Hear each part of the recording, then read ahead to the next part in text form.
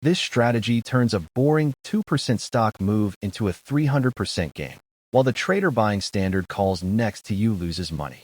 If you buy a regular call option, you need the stock to explode upward just to break even. But with a Christmas tree spread, you are essentially getting others to pay for your trade. It sounds festive, but it is actually a tactical weapon. You are modifying a ratio spread to create a specific zone where profit is maximized, while strictly limiting your losses if the market crashes. Here is the exact construction.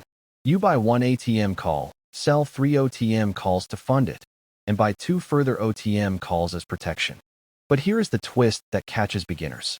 Unlike a simple call, if the stock prices goes too high, your profits actually decrease. You need the price to land right on the tip of the tree. Most traders panic when a stock stalls, but this setup thrives on it. While directional traders sweat every tick, time decay is actively filling your account with cash. To execute this, identify a stock you're slightly bullish on, but don't expect a moonshot. Set your treetop short strikes at your price target, and let Theta do the heavy lifting.